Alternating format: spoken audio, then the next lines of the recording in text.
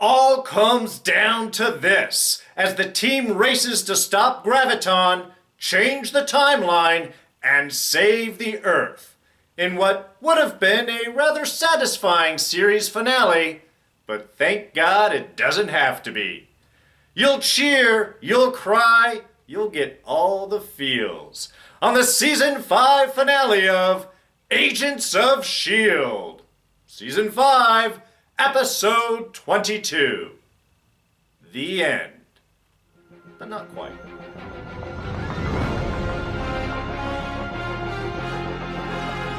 Hey everyone, D here, and welcome to this week's review, our final review of the season of Agents of S.H.I.E.L.D. So yes, of course, there are spoilers ahead. And we are all so excited. It is just a season finale, not a series. We have been given a single season 6. Thank you. So very excited about that. But let's get into tonight's episode, this finale. And like I was saying in the opener, they did a good job. You know, if this was to be our series finale, I think they delivered everything as well as they possibly could. We wrapped up the season, I think, very nicely. We certainly had all of our tie-ups throughout the season, really a lot of callbacks, flashbacks, Easter eggs from previous seasons. And where they left everything off, I think, was nice. You know, there was a little sadness, there was definitely a bit of ennui, but there was also hope for a new future, and we didn't really see anyone die permanently. We did get our final, Phil and May off into the sunset. Tahiti. Oh, come on. That was... There is a sick appropriateness to that final little moment. Oh, it totally does feel a little bit magical there. Again, bringing everything around all the way back to the beginning of the series. So yeah, a great episode, very emotional, very exciting, lots of guesses throughout, a lot of switch-ups that certainly caught me off guard. But overall, just an amazing way to end the season.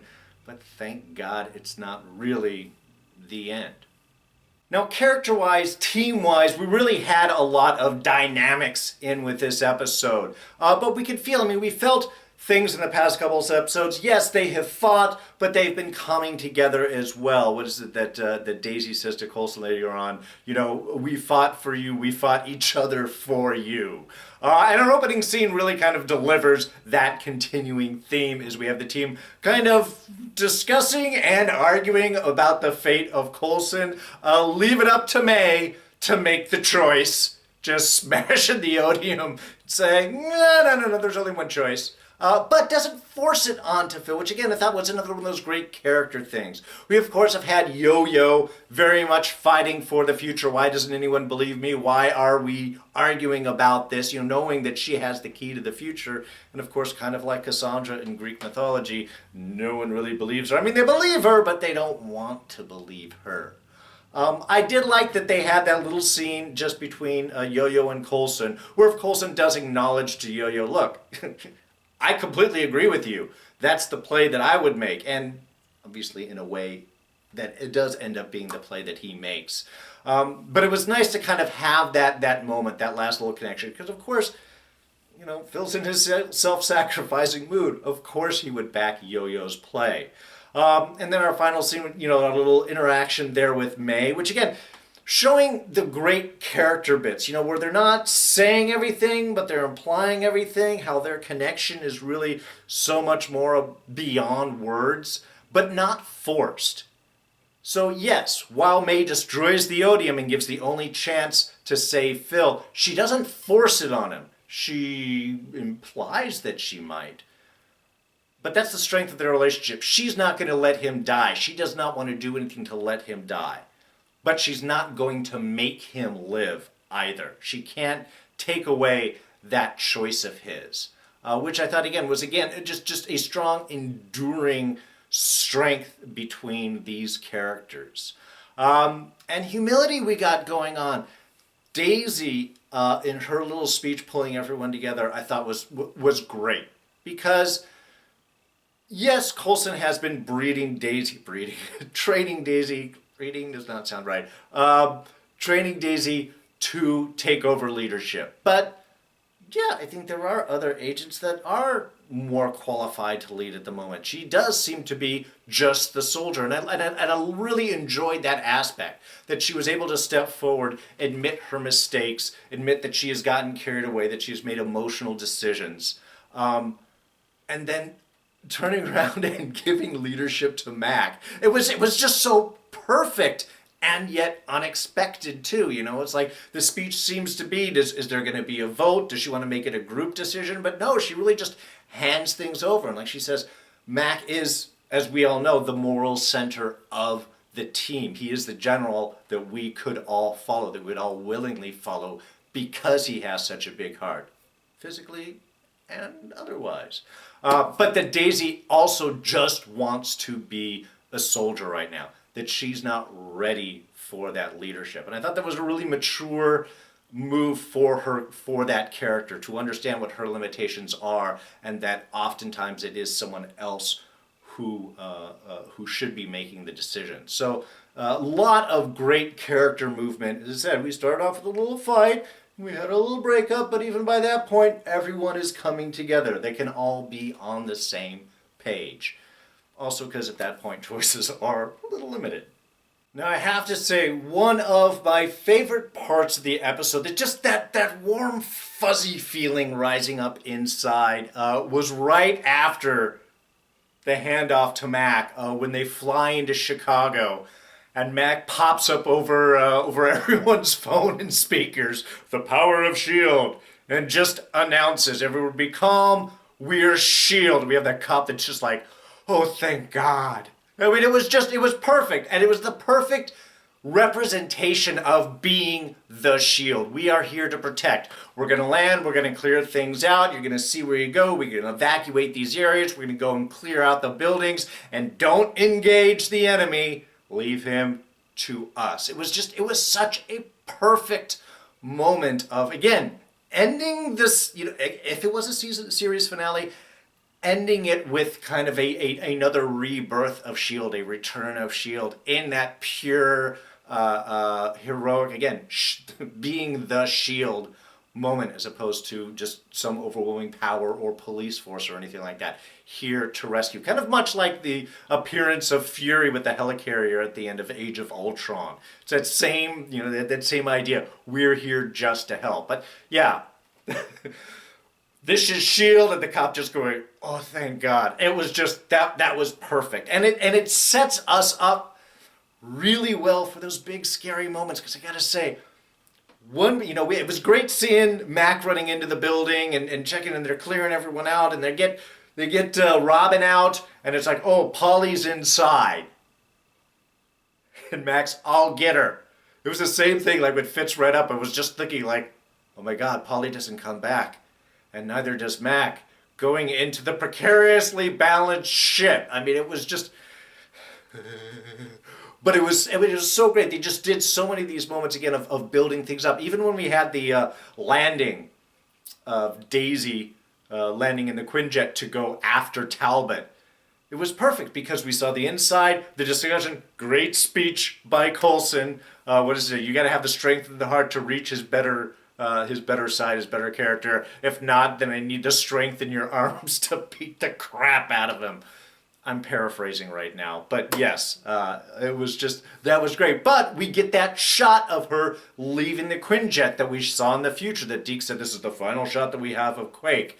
And we see her talking and yelling back into it. Remember seeing that scene from the future, and now we actually get to hear what it was that she was saying, yelling back to Coulson that you've got to take this, that you've got to, get back, take the centipede. So it was cool. It was great because we're setting up all these moments to get right to what had to be the quintessential moment of everything changing, which turned out pretty awesome. And Graviton, who, kind of have to refer to him that way, no longer really Talbot at this point. A little bit of him left, but he kind of we see the last of him, I think, in this final episode, and well, in more ways than one. Hilarious as he arrived down into Chicago, I thought was just, kind of that perfect dark, wanting to be the hero but becoming the villain, because he's coming down, dun, dun, dun, all flying down like, I'm the hero, here to arrive. And then pulls up that giant column of earth to pull out the gravitonium, and then just lets the column fall. It doesn't sink back down. You can see it just falls down all through the street, crashing, destroying, just completely oblivious. Even when we had the cops here, it's like, that's just, stop or we'll shoot. It's too much noise. I just need quiet. I mean, really has gone full graviton at that moment. I love the first encounter with Daisy, especially Daisy just running up, and then quick behind her for that superpower attack. Boom, great effect shock. Mark Kolpak always doing amazing bits there. So it was a great first hit, and we're thinking it's on here. But no, she stops. She does try to reach him. I mean, it's the whole thing with trying to keep Coulson alive. Is Coulson the only one that can reach Talbot? No, according to Coulson. Daisy has that ability. But it was great that she was able to take that moment. Again, I think it's a maturation of her character. First, she was admitting her faults. She has the humility. She's passing off the torch, knowing her position in here, following that up. And I thought it was a great speech. Really reaching out, talking about the military parts of him, talking about him being a hero, warning about what did your kids see. I mean, really playing all of those angles, helping him up, treating him like an Avenger, a fellow Avenger. I mean, really, it was, I thought that it was a great moment, a great, again, bit of character to reach out with, I thought, to be some very effective points. And if it was still Talbot there, that might have been helpful. But unfortunately, Talbot seems to have gone bye-bye, and it is full on graviton here. And, in some ways, I guess he can't read a point. Is similar to a speech that Hale gave to him just before he got tortured. It's what Coulson would always give, the speech to him before stabbing in the back. I mean, okay, that's overly dramatic, not the Hale part, but sure. But there's been a little back and forth between Coulson and Talbot over the years. But still, when you're a villain, you're going to justify whatever your behavior is, kind of like Daisy was telling him. If you're talking in absolutes that the ends justify the means, the only people that say that are the villains. So we get a little bit more superhero action. Talbot pretty much grabbing and going to pile drive Daisy. Was really wondering when he's talking about absorbing her, thinking just a straight absorption, but no, I guess wanted to beat in some damage there. So a great super pile drive into the concrete, which then of course leads us to our scene of the week. Our final scene of the week. And that really is, in effect, a montage. That whole final developed sequence, because everything came to a point. Once we had that hit, we already had Mac going in to save Polly. We thought they were going to be trapped up in there. And then we had the beautiful May and Fitz coming in to save. I love May jumping into Fitz, and then, or May jumping in, kicking Remorth. Then even Fitz coming up behind with a little bit of the Doctor in him. A little darkness. But gets them out. So already we're starting to see things shifting. Things aren't really feeling the same. And the drop on Fitz. I'm going to get to that in a minute. But seeing that moment where Robin is just like, something's changed. I mean, again, we've already seen them coming out. Maybe it takes a little moment for Robin's sort of vision to sort of come in, but already things have started to shift. Things have started to change. And then we come to the big final reveal, of course, is that the centipede serum isn't on board the Zephyr. Coulson stuck it inside of Quake's gauntlet. So she's got it to fend off the absorption. And then, I guess at this point we have to see Centipede isn't working so much as healing, as sort of a power booster. It does have Mom's genes in there. Maybe that works a little extra well with Daisy. Who knows? And at the same time, we have Yo-Yo, that great slow motion bit, of course, as Coulson has dropped down and Yo-Yo's there trying to give up, trying to work, do the compressions, do it, and she's getting the superpower going and everything's slowing behind her, and it's like, this is the moment. This is where it all shifts. And then we've got Talbot's final little jump onto Daisy there, and then boom, just blasts him up into space. Beautiful shot, tearing the glass off the side of the building there as he goes up. And that final shot. I mean, what was the original plan? Get the gravitonium, send it into the sun to destroy it? Kind of looks like what they ended up doing. Except it was the gravitonium in Graviton, and he's now on his way to the sun. Yes, he can control gravity, but he still needs to stay warm, and he needs to breathe. And I'm guessing he did not have enough control of his powers at that point, especially after being super quaked, to try and do anything to get him back to Earth. So, very sad. Was hoping Talbot might make it. They might be able to pull him out, but, you know, when you go full nuts, sometimes you only got one choice, and that's to blast you off the Earth and send you hurtling towards the sun. It's the only way to save the day sometimes. And Fitz. Man, that broke my heart. I gotta say, I was all messed up. They totally got me. I'm admitting it straight here.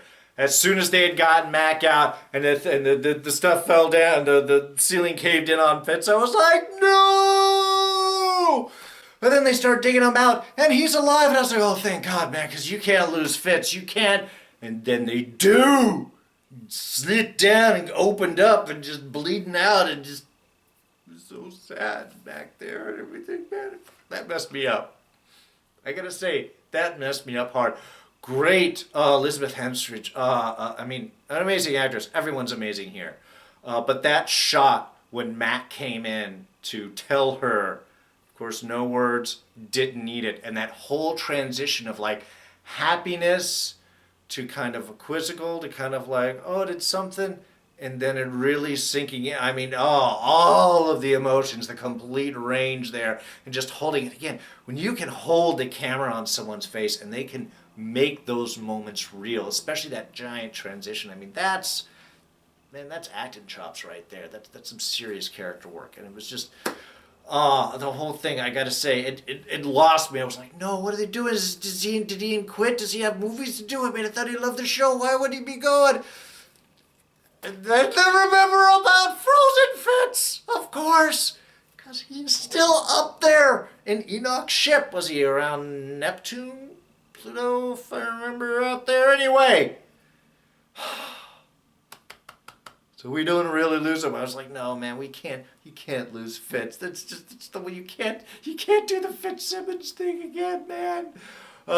So yes, we will have Fitz back. You just got to go track him down and get him. He will, of course, have no memory of any of the future, the things that have happened on the Earth. He'll be a little bit behind on people, but he'll still be around. He'll still be Fitz.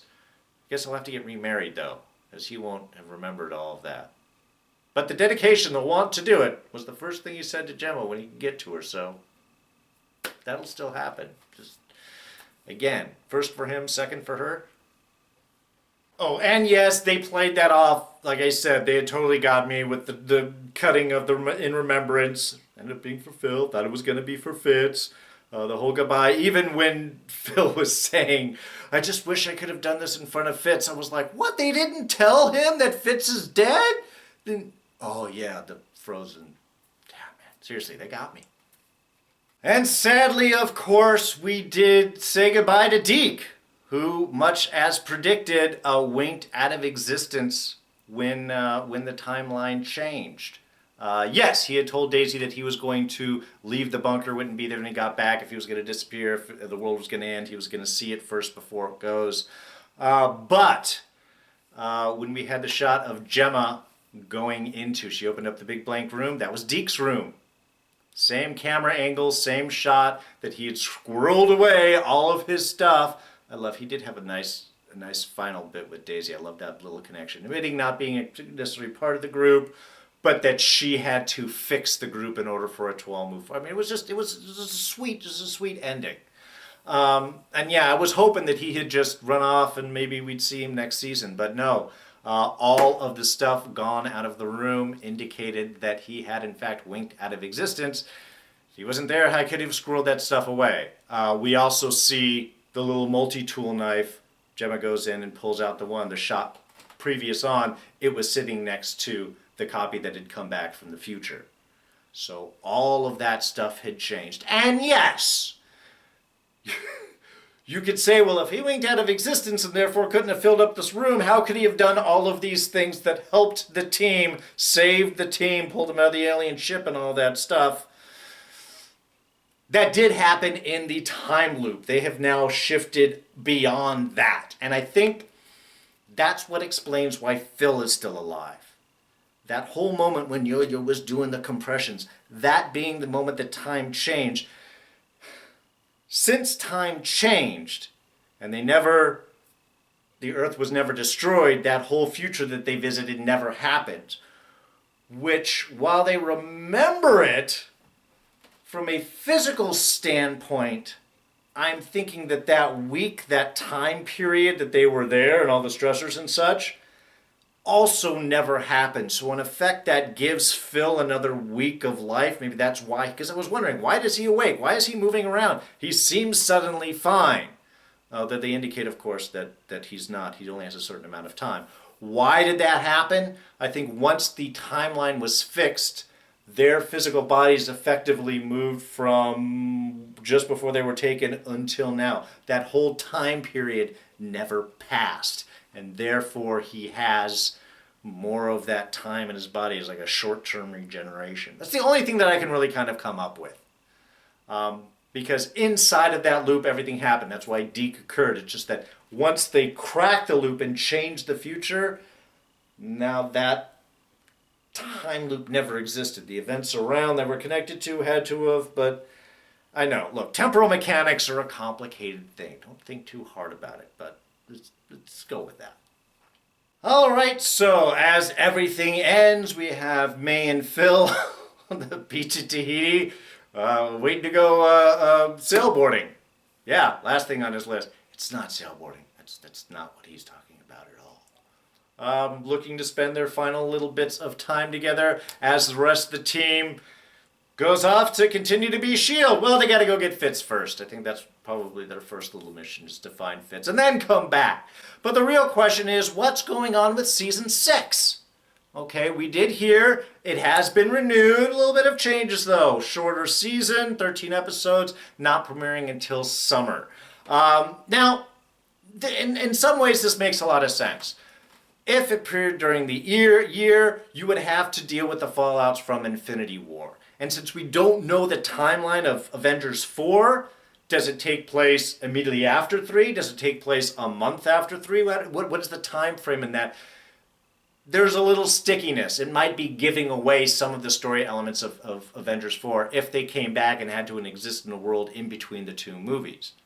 On the other hand, we do have Phil Coulson appearing in Captain Marvel, which is coming out next March. And there would have been possibly an advantage of having the same character, Phil Coulson, on the big screen and on the small screen as well. You could have done a tie-in, man. I was thinking you could do this whole kind of almost Secret Invasion tie-in. You see the fallout from Infinity War, how the world maybe falls into chaos with half the population gone. S.H.I.E.L.D. has to go in and fix things, and at that point, that's when the Skrulls decide to do a second takeover. I mean, we'll follow all that sort of Skrull infiltration stuff in Captain Marvel, but then we could have a parallel with that with Agents of S.H.I.E.L.D., much like what Winter Soldier did. And because it's in March, we would have had several weeks or a couple months until May, a whole chunk of episodes to follow that fallout until Infinity War. So part of me was thinking, yeah, you just premiere it in late February, do a little lead up into Captain Marvel, run through end in May, right when Infinity War starts, or Avengers 4,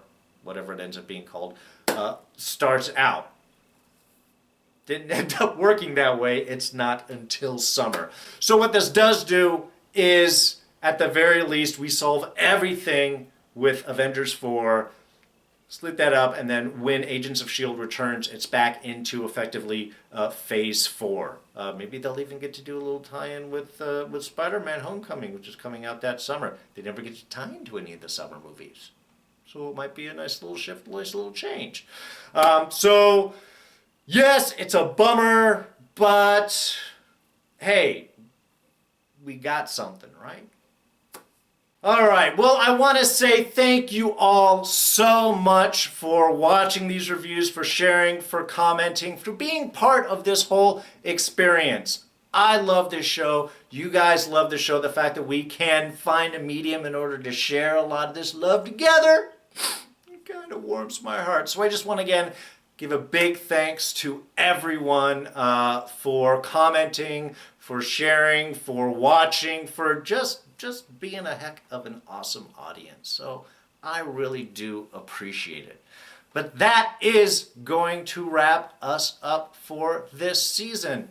Keep your eyes open. There might be a few more videos popping out S.H.I.E.L.D. related before we get all the way up to season 6. A lot of time. Got to be able to do something with it. So keep an eye out for things. But until then, this is our end. Thank you for joining me. But before I leave you, I know you guys are going through a lot with everything that's happened here, so here's someone with a few words that just might help.